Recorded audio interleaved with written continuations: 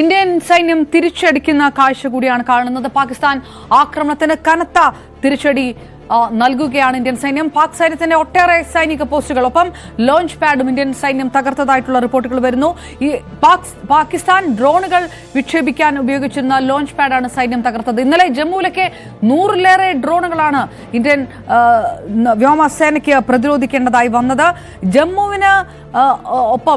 ജമ്മുവിന് സമീപത്തുള്ള BSF ജവാന്മാരാണ് ഈ പാകിസ്ഥാന് ഈ വലിയ തിരിച്ചടി നൽകിയതെന്നുള്ള റിപ്പോർട്ടുകളൊക്കെ ദേശീയ വാർത്താ ഏജൻസികളൊക്കെ റിപ്പോർട്ട് ചെയ്യുന്നു.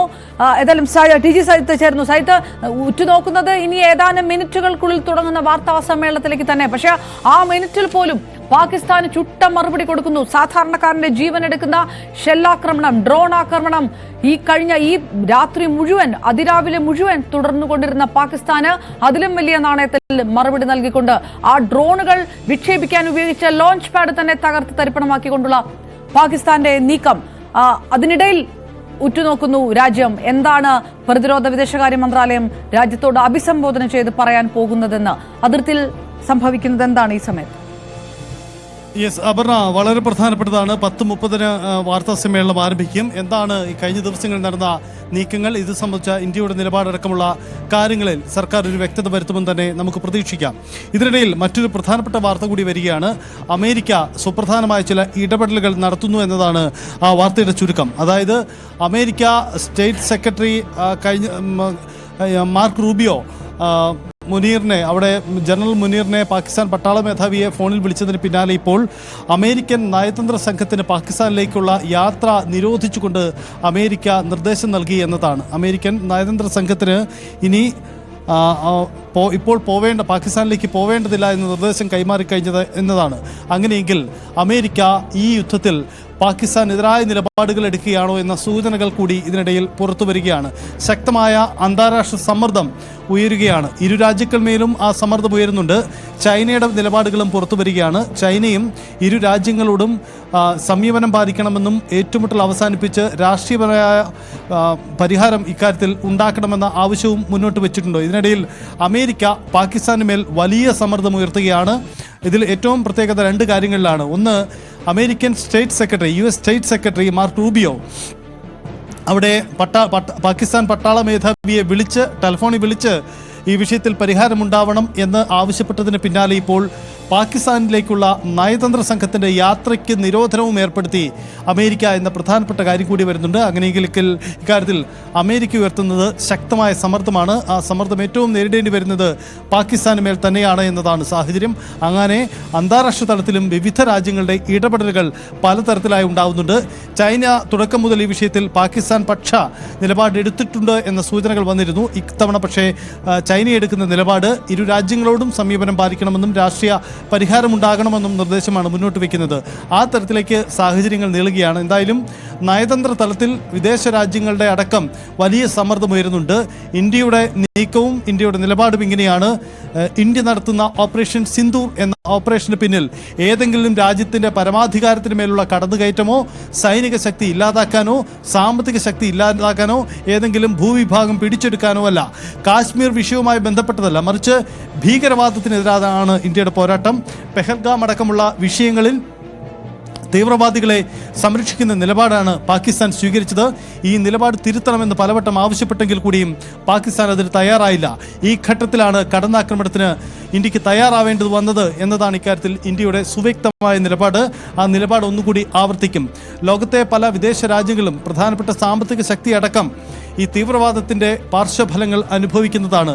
ആ രാജ്യങ്ങളുടെ മുന്നിൽ ഇന്ത്യ നടത്തിയ പോരാട്ടം തുറന്നു കാട്ടും എന്നതാണ് ഇന്ത്യയുടെ നിലപാട്. അതുകൊണ്ട് മറ്റ് നീക്കങ്ങളും മറ്റ് താല്പര്യങ്ങളും ഒന്നുമില്ല, മറിച്ച് ഞങ്ങളുടെ ലക്ഷ്യം ഭീകരവാദത്തെ ഇല്ലാതാക്കിയാണ്. ആ നിലപാടുമായി ഇന്ത്യ മുന്നോട്ട് പോകും. ഒരുപക്ഷെ സമ്മർദ്ദവുമായി, പുതിയ നയതന്ത്ര നീക്കവുമായി ഇന്ത്യയെ സമീപിക്കുന്ന ലോകരാജ്യങ്ങൾക്ക് മുന്നിലും ഇന്ത്യക്ക് മുന്നോട്ട് വെക്കാനുള്ള നീക്കവും നിലപാടും അതുതന്നെയാണ്.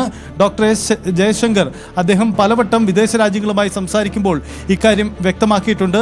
അതുതന്നെയാണ് വീണ്ടും ആവർത്തിക്കപ്പെടുക. കാരണം ഓപ്പറേഷൻ സിന്ദൂർ പ്രഖ്യാപിച്ചതിന് ശേഷമുണ്ടായ പല അന്താരാഷ്ട്ര രാജ്യങ്ങളുമായുള്ള സംസാരത്തിലും നീക്കങ്ങളിലുമെല്ലാം ഇന്ത്യ പൊതുവിൽ സ്വീകരിക്കുന്ന നിലപാടും അതുതന്നെയാണ്. IMF-ന്റെ പണം നൽകരുത് പാകിസ്ഥാനെ എന്ന വാദം ഉന്നയിക്കാൻ ഇന്ത്യ ശക്തമായി ഉന്നയിച്ചതും ഈ ഭീകരവാദത്തെ പ്രോത്സാഹിപ്പിക്കുന്ന പാകിസ്ഥാന്റെ നിലപാട് തന്നെയാണ്. അങ്ങനെ ശക്തമായ നിലപാട് ഭീകരവാദത്തിനെതിരെ ഞങ്ങൾ സ്വീകരിക്കുന്നു, തീവ്രവാദത്തിനെതിരെ സ്വീകരിക്കുന്നു. അത് പാകിസ്ഥാൻ അതിൻ്റെ കേന്ദ്രമായതുകൊണ്ടാണ് അത്തരമിടങ്ങളിൽ സൈനിക നീക്കം വേണ്ടി വന്നത് എന്നതാണ് ഇന്ത്യയുടെ വാദം. ആ വാദം ലോകരാജ്യങ്ങൾക്ക് മുന്നിൽ ഏറെക്കുറെ അംഗീകരിക്കപ്പെട്ടതാണ്. അവർ അത് അംഗീകരിച്ചതുമാണ്.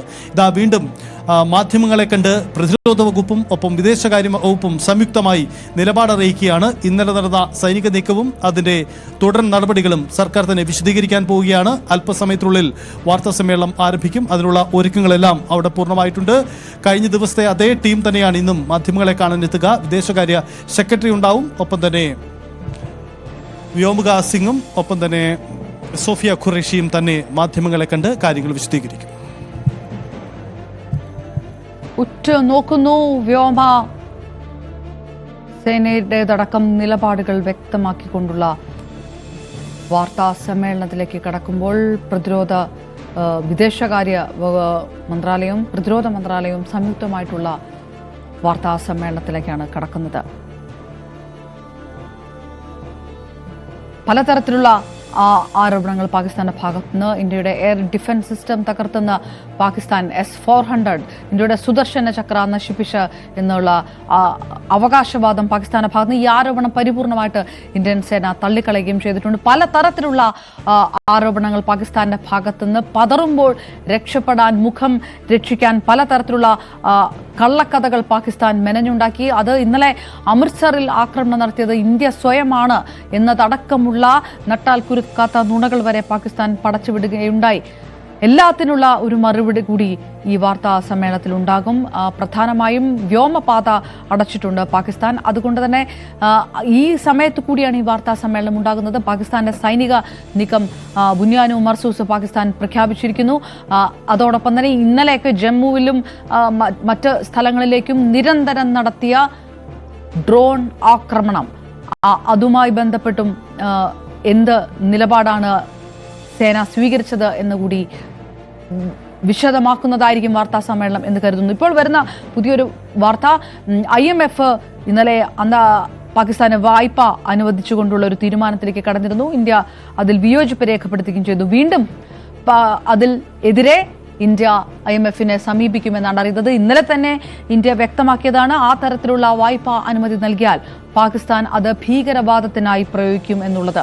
ഈ വായ്പാ അനുമതി നൽകിയ ശേഷവും തുടർ ഡ്രോൺ ആക്രമണങ്ങളാണ് ഉണ്ടായത്. 3 ദിവസം മുൻപാണ് ഫത്തേ 2 മിസൈൽ പാകിസ്ഥാൻ പരീക്ഷിച്ചത്. അതിനുശേഷം അത് ഡൽഹിക്ക് നേരെ തൊടുത്തുവിടുകയും ചെയ്തു പാകിസ്ഥാൻ. അത് നിർവീര്യമാക്കാൻ ഇന്ത്യൻ സൈന്യത്തിന് കഴിയുകയും ചെയ്തു. സജിത്ത്, ഈ വാർത്താ സമ്മേളനം എല്ലാ കാര്യങ്ങളും ഉൾക്കൊണ്ടുകൂടിയായിരിക്കും എന്നുകൂടി